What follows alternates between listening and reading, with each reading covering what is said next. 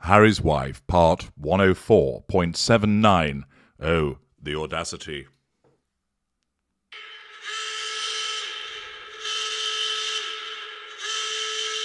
Warning, woke overload imminent.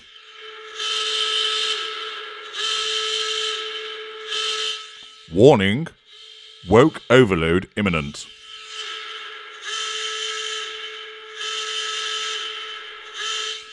Warning, woke overload imminent. Hello, I'm H.G. Tudor, and yes, it's Archetypes once again. And you've been duly warned that as a consequence of, naturally, Harry's wife being involved, but also her guests, that there is a woke overload ahead. Therefore, if you experience feelings of nausea, severe eye-rolling injury, then you should seek medical attention immediately. What do we know? Well, the synopsis for this tells us, in this thought-provoking, I think the only thoughts that it would provoke is of blowing your own head off to escape this mindless drivel, and energizing episode. How does an episode give you energy? Can you consume it in some way? Harry's Wife explores the stereotypes and judgments women face in the world of activism. In her no-holds-barred conversations with actors and activists Jamila Jamil and Shorey Agdashlu, Harry's Wife deep dives into why activism in women is often deemed audacious and the effect this has on many of the causes that matter most. These timely and emotional conversations are complete with comedian and activist Ilana Glazer and historian Lisa Tetrault. So that's your synopsis. Already I can sense that you're losing the will to live, but hang in there. The Ultra will carry you through this. As you know, the Archetypes series is simply a platform for Harry's Wife to push forward in relation to the prime aims. What it's enabling her to do is assert control over both those that are foolish enough to actually listen to it, but also to gain an indirect, subconscious sense of control over anybody that's ever called her a particular word which has challenged her, such as bimbo, difficult, crazy black woman, angry black woman, whatever it might be.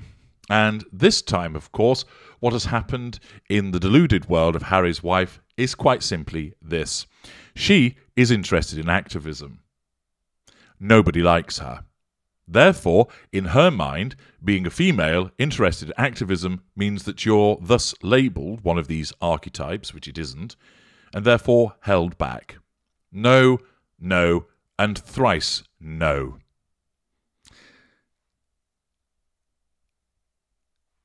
First of all, it's not an archetype, but she's incapable of understanding this.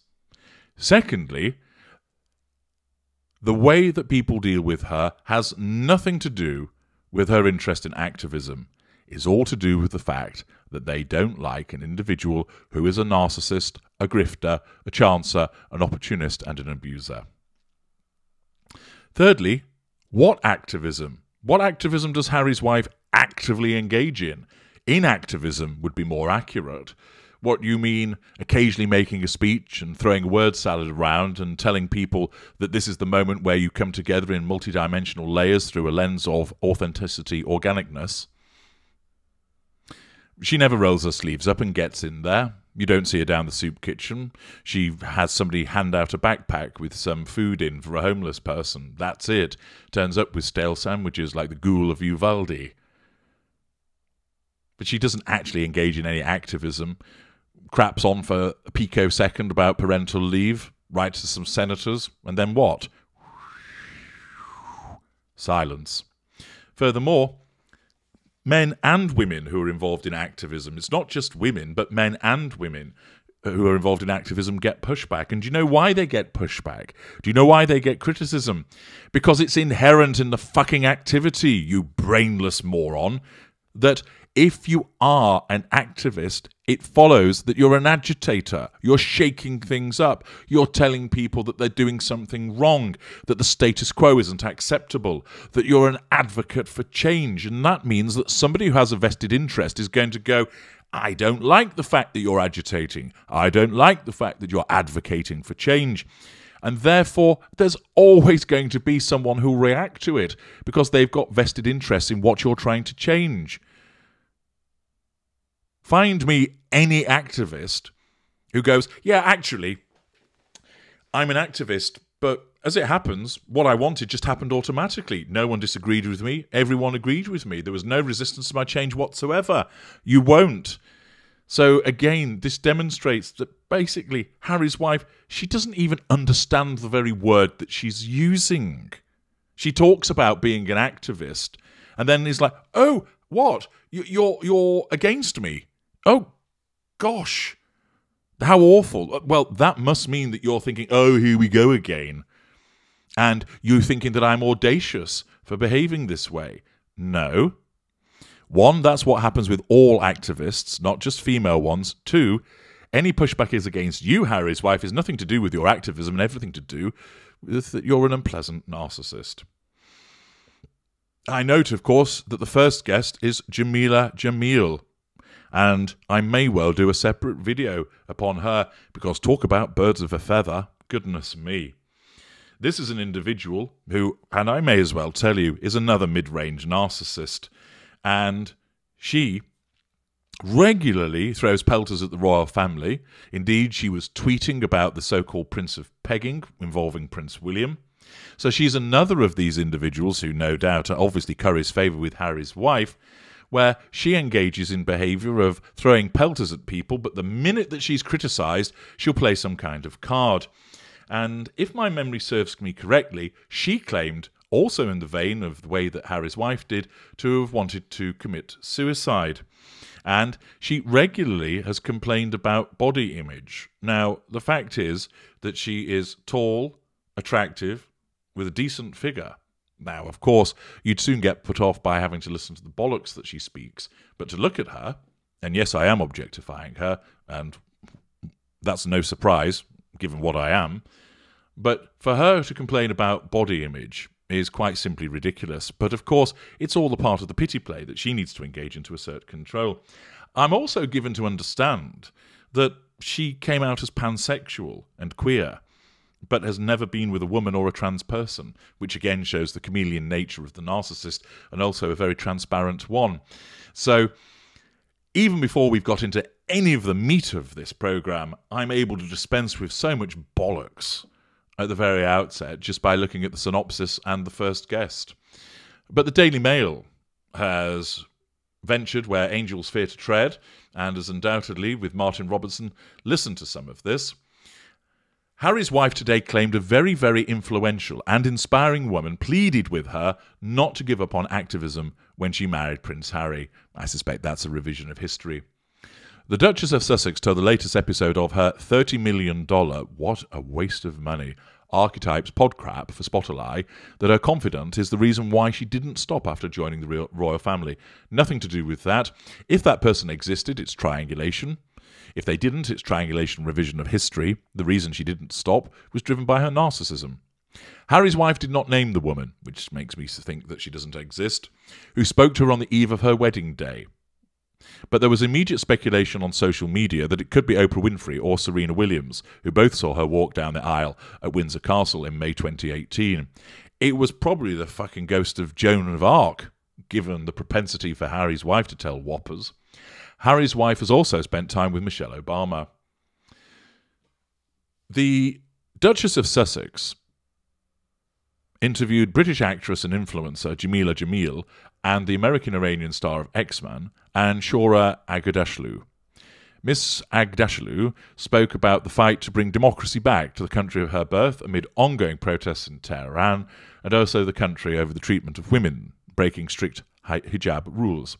In An episode entitled The Audacity of the Activists, released this morning, she said, "It reminded me of a message that was shared with me just a few days before my wedding by a very, very influential and inspiring woman who, for her own privacy, I won't share who it was with you." I.e., I can't name, again, the narcissist being vague and not providing specificity because it didn't actually happen. I dare say all of that was said, and I'm not going to offend my ears by listening to it, in her telephone sex worker voice. You can imagine, can't you, that she's there essentially going, "You naughty boy, I'm absolutely so annoyed with you. Take down your trousers, you naughty boy. Mama's gonna spank you." And then all of a sudden you hear, "Harry, are you ringing those prostitutes again? Get off the fucking phone, you idiot." Oh. And then the phone goes clunk and goes down. But yes, when she does that breathy voice, thinking that this is ever so conspiratorial and secretive, that she's engaging in a one-on-one with just you and only you, the listener, all I can think of is telephone sex worker. Anyway, the article continues by reporting that she said to me, "I know that your life is changing, but please don't give up your activism. Don't give up, because it means so much to women and girls in your own head." And I kept doing the work for women and girls because it matters, yes, but also because she encouraged me to do so. Facade management, revision of history. Harry's wife and her guest discussed why activism and big ideas from women are often deemed audacious and used against them to make them feel small. At one point, the Duchess claimed that women get no credit and all the blame. You get the blame because people have seen through you. Harry's wife also thanked her friend, Jamila, for fighting back for her after the British actress and influencer claimed the royal had been demonised since she started her relationship with Harry. No, she hasn't. People have looked at her behaviours and called them out. There's no demonising going on.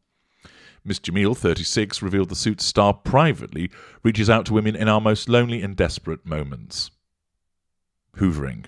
Jamila tells her, It's an unfathomable amount of shit that you take, Harry's wife. I think you meant to say it's an unfathomable amount of shit that you talk, Harry's wife. I can't believe it. And I fought back on your behalf of years before I ever met you because I was so outraged by the twisting of this, i.e. it fitted your own narrative with regard to your own facade management.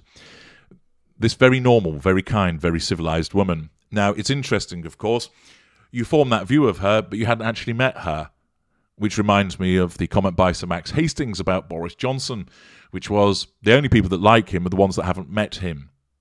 Similar with Harry's wife, when all the sugars bleat, "But you don't know her." Neither do you. And if you actually did know her, you'd realise what a shitbag she is.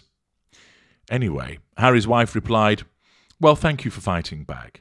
Jamila describes feeling suicidal in the wake of criticism, pity play, of her words or actions before revealing that Harry's wife has contacted her and other women in the public eye. She said, "You have been such a sobering voice." Well, absolutely, that voice would make you sober up, wouldn't it? If you've got wood, you'd soon lose it. A sobering voice of unwavering support to me, and people don't know that you frequently reach out to women who are having a very, very hard time. You reach out to us. You don't do it publicly. You don't come to get any glory, but you've ensured that I'm going to talk about it today so that you do get some glory from it rather than keeping it quiet.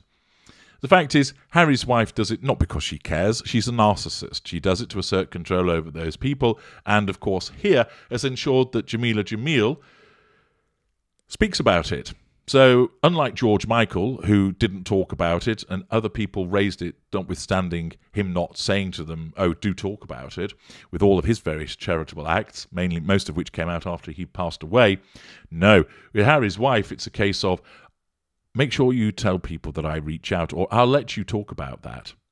After all, if she wanted to keep it private, she could have edited this bit out. But she didn't, did she? She allowed it to stay in. Why? Because her narcissism dictates she needs the world to know that she's so kind and so fair and does all of these things. Miss Jamil, who has been branded a woke warrior by critics, says that men do not face the same challenges as women in the public eye. At one point, she suggests that the abuse of the planet could, in part, be rooted in sexism. This will be good. She said, "There's a theory that the reason that we treat the Earth like such shit is because we consider it Mother Earth, Mother Nature. Like, if we considered it the authoritative patriarch figure, would we be drilling it?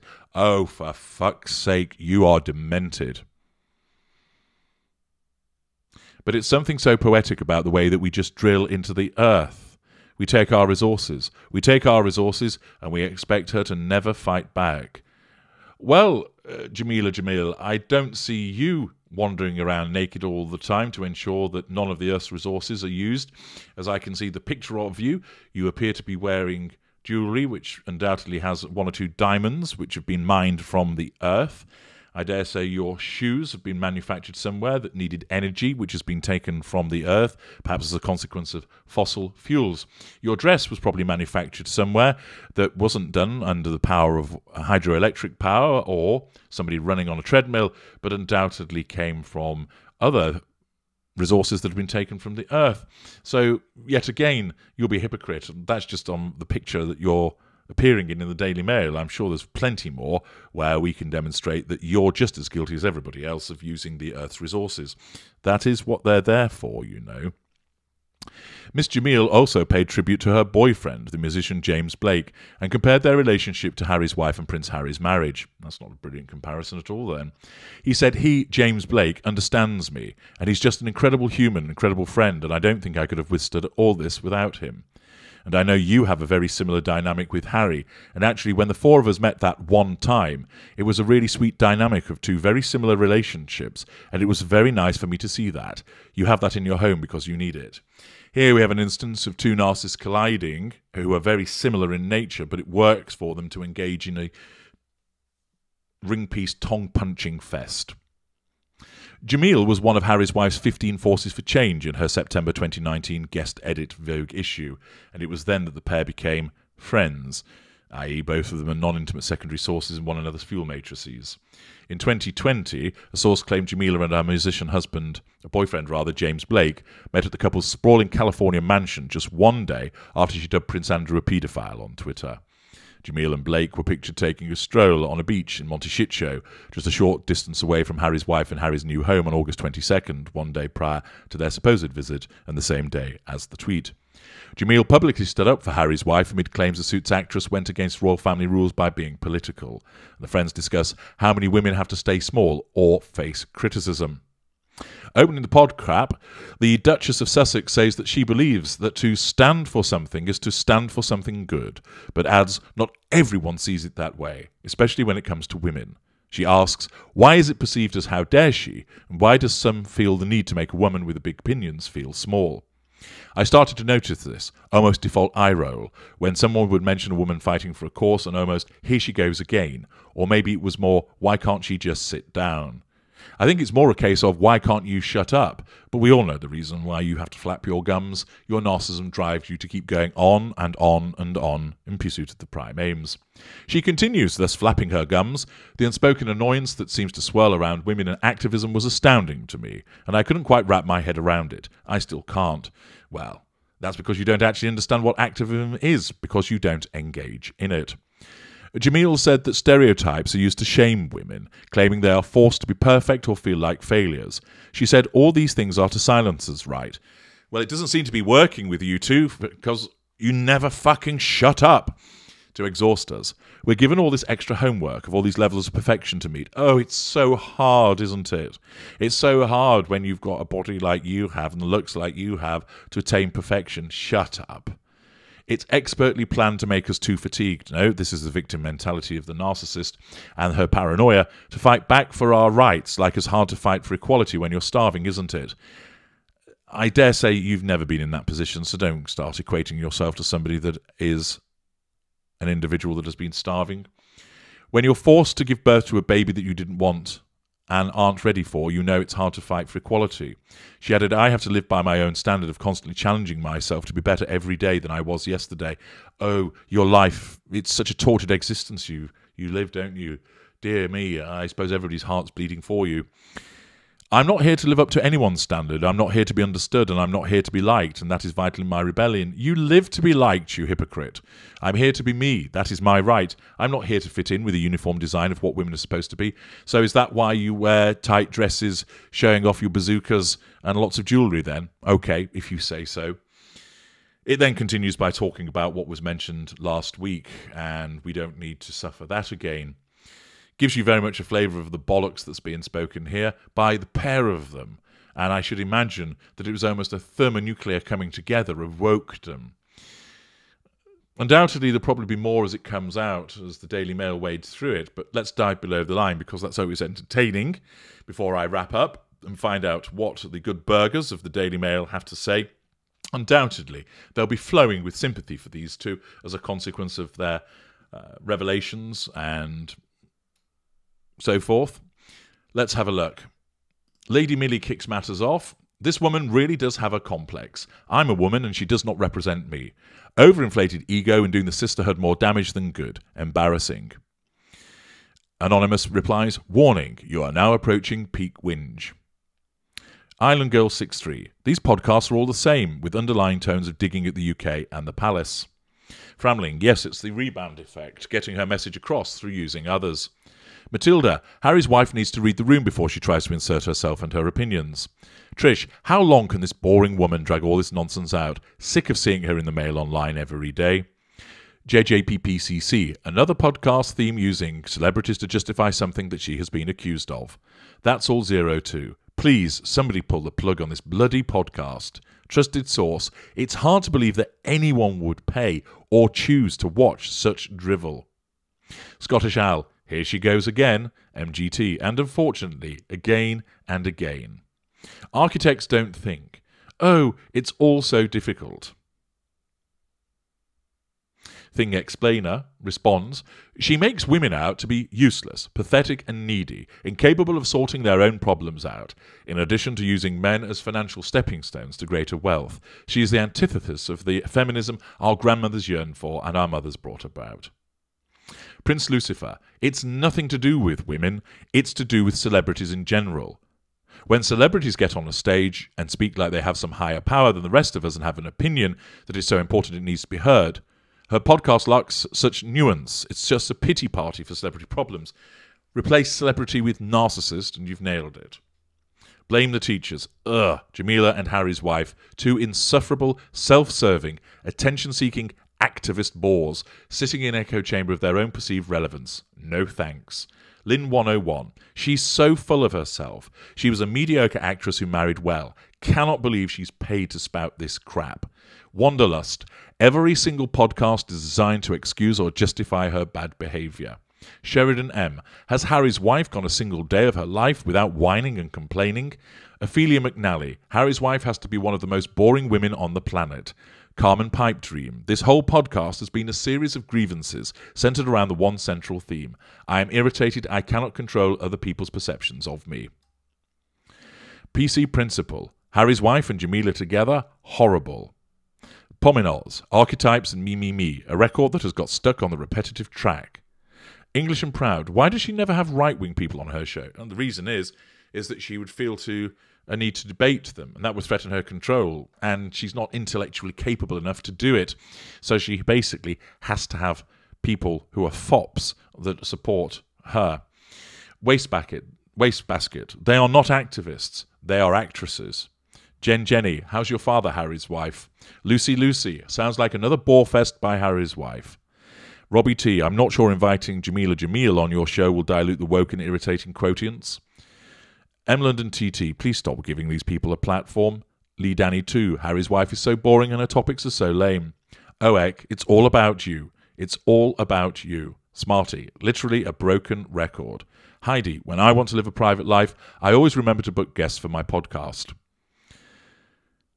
Georgina, they're hardly A-list, middling around, still claiming herself as victim, poor Mrs. Spare. Basil F. still waiting for the Duchess to stop talking and start enjoying her so-called privacy. JMDI, here she goes again. Kudoni, here she goes again. Straight away, boss, eye roll is about right. Dog Mommy, D-actress supporting another D-actress. Happy Swede, just love is feeling sorry for themselves. Bahama, she has not been demonized. People have a view of her based on her behavior and actions, and they express that view in their opinions of her. She creates this herself. And on it goes. All of the comments, not one supporting her, lambasting her with regard to the hypocrisy of her failure vis-a-vis privacy and, of course, all of the podcast being about absolutely nothing. This demonstrates once again the nature of her narcissism, that she has to engage in picking off those things that have been said about her because they threaten her sense of control. And this time, she involves a member of the coterie with Jamil, who is almost a replicant version of Harry's wife. It also demonstrates, once again, Harry's wife's low cognitive function and how she doesn't really understand the things that she's talking about, although, of course, she thinks that she does. Well done for getting through listening to the crap that these two have spouted. I'm H.G. Tudor. Thank you for listening.